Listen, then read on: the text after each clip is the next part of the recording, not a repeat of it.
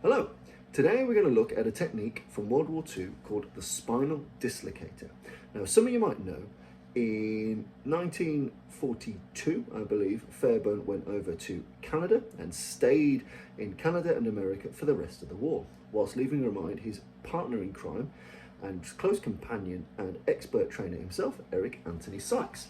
Now, as Sykes stayed in the UK and Fairbairn stayed overseas, they both developed and enhanced and nuanced their own training strategies and preferred techniques. As is natural, it's always going to happen. And I was reading recently in some of the SOE cliff notes in the book How to Be a Spy, which contains some of Sykes' training methodologies. And this particular one is actually, I think, from 1943, 1944, something like that. And it talks about, in the section on sentry elimination, how to deal with someone who is sat down. Now, if you think about an SOE agent or someone in line that work, the person that you might need to eliminate might be working at a desk, they may be typing, they may be a radio operator, they may be doing something like that. And if you use the right guile and surprise, you might be able to sneak up and deal with them while they're sat down and preoccupied. So I'm going to give you the breakdown of the spinal dislocator technique. Again, I'm explaining it to you as described in the book. And this is shown with a preference for this technique over and above the Japanese strangle, or what we today would call a rear naked choke or rear naked strangle. So it goes like this.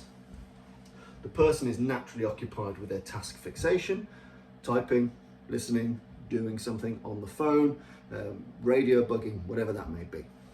So you approach the subject from the rear. With your left hand, you grasp the chin of the opponent, not the mouth, the chin. So we're pulling on the jaw here with our left hand, and we're driving the target underneath our right armpit, like so.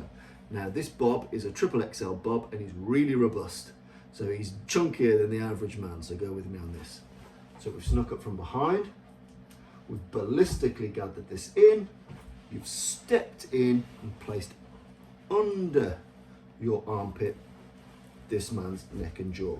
Now, if you can reach, with your right hand, you can clasp your left forearm, but if you can't, you might decide to grab your own clothing or to grab a portion of your sleeve. It all depends on the size of the person and what you can get around, but you should end up with a position like so. And from here, again now bracing, so the left hand is on the shoulder, sharply lean up and back, crack on this. So it's a ballistic crack as opposed to a hanging strangle.